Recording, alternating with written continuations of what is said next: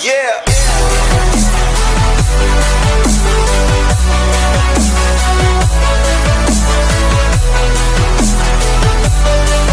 स्वागत है आपका हमारे YouTube चैनल अभिप्रेरणा प्रोडक्शन पे। तो गाइस, आज का हमारा सब्जेक्ट है ऑटोमोबाइल और जो टॉपिक है वो है ऑटोमोबाइल 10th क्लास का सेशन 1 चेसिस। तो उसकी गाइस हम क्वेश्चन एंड आंसर्स के बारे में डिस्कस करेंगे। तो दोस्तों अभी हमारे साथ बने। तो गाइस, आज हम चेसिस में टाइप्स ऑफ चेसिस और फ्रेमलेस चेसिस के बारे में डिस्कस करेंगे। तो दोस्तों यहाँ पे आपके सामने एक स्लाइड है जिस पर लिखा है चेसिस क्या है। तो दोस्तों आइए देखिए कि चेसिस होता क्या है। दोस्तों आप सभी लोग 9th क्लास में भी पढ़ चुके हैं कि चेसिस क्या है। मैं एक बार 9th क्लास की जो हमारे पास डेफिनेशन थी वो दोहरा देता हूँ। चेसिस एक फ्रेंच की टर्म है जिसका प्रारंभ में प्रयोग वाहन के फ्रेम या मुख्य ढांचे को प्रदर्शित करने के लिए किया जाता है। तो दोस्तों जो चेसिस है यह एक फ्रेंच की टर्म है जिसका प्रयोग वाहन के फ्रेम या मुख्य ढांचे को प्रदर्शित करने के लिए किया जाता है। तो दोस्तों जो यहाँ पे डेफिनेशन लिखी है एक बार वो भी पढ़ लेते हैं। चेसिस एक व्हीकल का अंडर पार्ट है। जो चेसिस है वो एक व्हीकल का अंडर पार्ट है जिसमें व्हील और मशीनरी के साथ फ्रेम आदि आते हैं। दोस्तों देखिए यहाँ पे आपके सामने एक डायग्राम है। दोस्तों जो ये ऊपर वाला है ये है हमारी बॉडी और जी नीचे वाली है ये है हमारी चेसिस। दोस्तों आप देख सकते हैं कि ये है हमारी चेसिस। अब देखिए दोस्तों इंजन की फिटिंग के आधार पर चेसिस के प्रकार। फुल फॉरवर्ड पहला प्रकार, सेमी फॉरवर्ड, बस चेसिस और इंजन एट सेंटर और इंजन एट बैक। दोस्तों अब हम इनके बारे में भी पढ़ लेते हैं कि इनकी डेफिनेशन क्या है।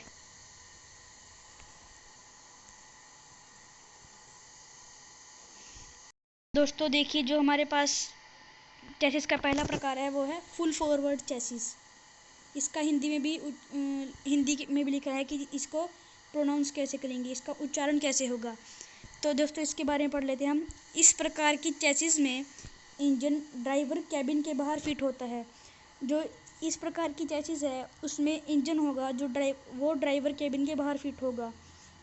दोस्तों हम इसे भी समझ सकते हैं फुल फॉरवर्ड इसके नाम से कि फॉरवर्ड मीन्स आगे, बहुत आगे और बाहर। जैसे कि कारों में या पुराने टाटा के ट्रकों में होता है। दोस्तों जो इस प्रकार की चेसिस में इंजन ड्राइवर कैबिन के बाहर फिट होगा जैसे कि कारों में या पुराने ट्रकों में होता है, टाटा के ट्रकों में।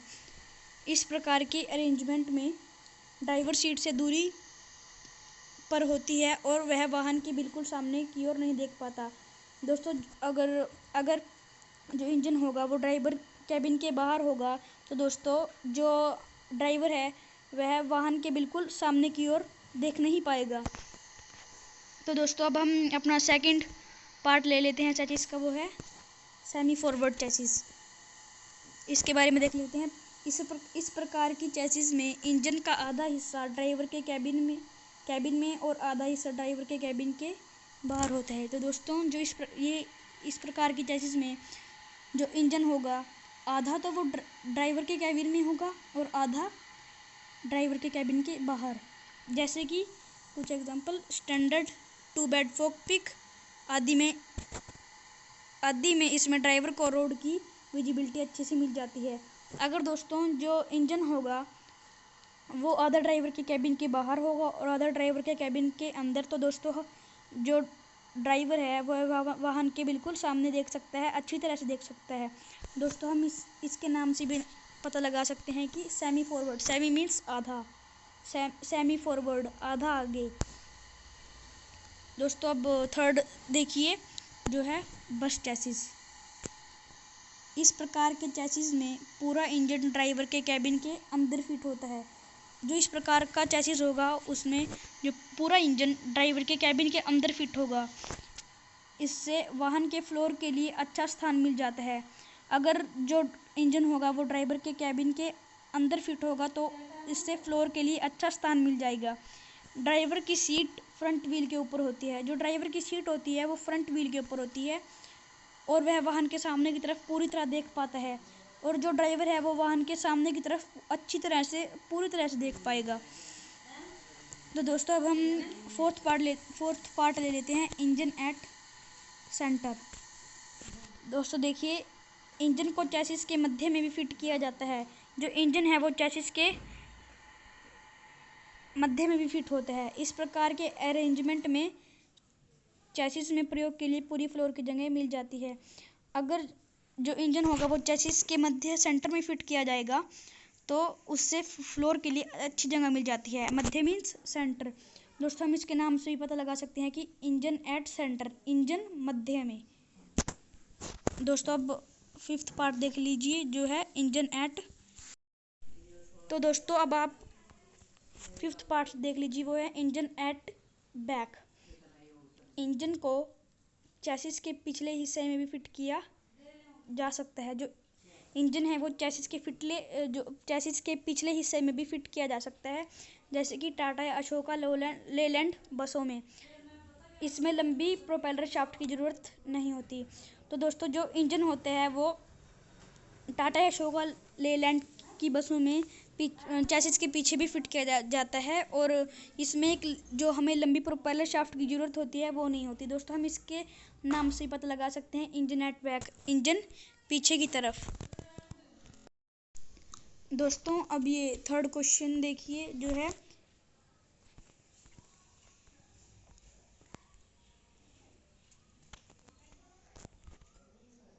तो दोस्तों अब हमारा 3rd क्वेश्चन देख लीजिए जो है व्हीकल में फिट कुल पहियों एवं ड्राइविंग देने वाले पहियों के आधार पर चैसिस के प्रकार बताइए। तो दोस्तों अब देखिए इसका पहला पार्ट जो है 4x2 ड्राइवर चैसिस व्हीकल। देखिए इस प्रकार के वाहन में कुल 4 पहिए होते हैं, परंतु ड्राइव की नींव 2 पहियों से दी जाती है। जैसे कि अब कोई वाहन है उसमें 4 पहिए हैं, तो दोस्तों जब हम वहाँ व्हीकल को स्टार्ट करते हैं तो सबसे पहले 2 पहिए चलेंगे। वो 2 पहिए ही जो और 2 पहिए होंगे उनको ड्राइव देंगे। तो इसका कहने का मतलब यह है कि जो व्हीकल है उसमें 4 पहिए होंगे और 2 पहियों से ड्राइव मिलेगी। 2 पहिए सबसे पहले चलेंगे जब हम व्हीकल को स्टार्ट करेंगे, और ये 2 पहिए दूसरे 2 पहियों को ड्राइव देंगे। दोस्तों अब सेकंड पार्ट देख लीजिए 4x4 ड्राइवर चैसिस व्हीकल। इस प्रकार के वाहन में कुल 4 पहिए होते हैं और ड्राइव भी 4 पहियों से दी जाती है। दोस्तों हमारे वाहन में 4 पहिए हैं और जब हम व्हीकल को स्टार्ट करेंगे तो ड्राइव भी 4 ही पहियों से दी जाएगी, जिसे हम 4x4 भी कहते हैं। अब देख लीजिए दोस्तों हमारा 3rd पार्ट जो है 6x2 ड्राइवर चैसिस व्हीकल। दोस्तों देखिए इस प्रकार के वाहन में कुल 6 पहिए फिट होते हैं और ड्राइव की नींव 2 पहियों से दी जाती है। दोस्तों जो ये वाहन होगा उसमें कुल 6 पहिए होंगे और जो ड्राइव होगी वो 2 पहियों से मिलेगी। अब देखिए 4th 6x4 driver chassis vehicle.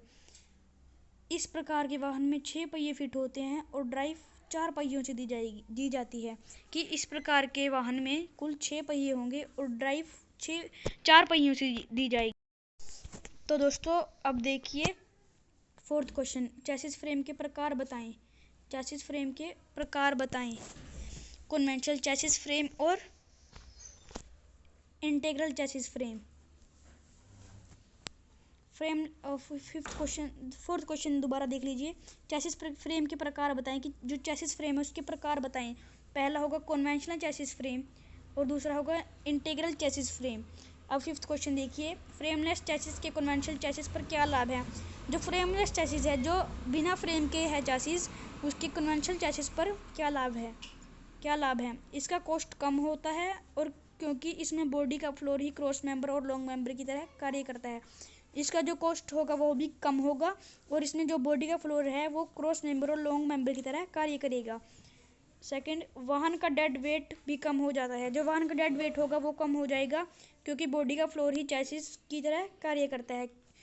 वाहन का जो डेड वेट होगा वो कम क्यों होगा, क्योंकि बॉडी का फ्लोर है जो चैसिस की तरह कार्य करता है। थर्ड, फ्रेम के कम होने से गुरुत्व केंद्र कम हो जाता है। अगर हमारा फ्रेम कम होगा तो गुरुत्व केंद्र जो सेंटर ऑफ ग्रेविटी है वो कम हो जाएगा, जिससे विशेष तौर पर तेज गति से चलने वाले वाहनों में स्थिरता मिलती है। जिससे हमें विशेष तौर पर जो वाहन तेज गति से चलेंगे उनमें हमें स्थिरता मिलेगी। दोस्तों अब 6th क्वेश्चन देख लीजिए। फ्रेमनेस चैसिस के प्रयोग के डिसएडवांटेज बताओ। डिसएडवांटेज मीन्स हानियाँ। इसकी मतलब जो विदाउट फ्रेम वाली चैसिस है उसकी हानियाँ बताएं। इसकी सबसे बड़ी हानि यह है कि एक्सीडेंट होने पर इसे रिपेयर फिर से पहले की वाली स्थिति पर लाना बहुत मुश्किल है। जो बिना फ्रेम वाली चैसिस है उसकी सबसे बड़ी हानि यह है कि जब हमारा एक्सीडेंट होगा तो उसे रिपेयर करने पर फिर से उस स्थिति पर लाना बहुत मुश्किल है। तो दोस्तों 7th क्वेश्चन देखिए। फ्रेम सेक्शन के प्रकार बताएं।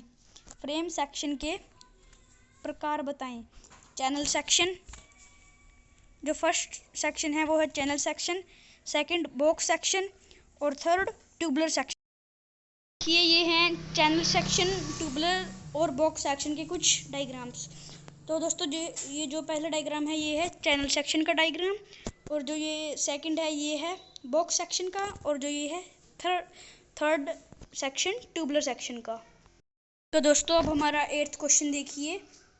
सभी प्रकार के फ्रेम सेक्शन के उपयोग बताओ। तो दोस्तों हमने जो ऊपर जो सेक्शन पढ़े हैं, चैनल सेक्शन, बॉक्स सेक्शन और ट्यूबुलर सेक्शन, अब हमें उनके उपयोग बताने हैं। तो दोस्तों चैनल सेक्शन का उपयोग है, चैनल सेक्शन का उपयोग लॉन्ग मेंबर में करते हैं।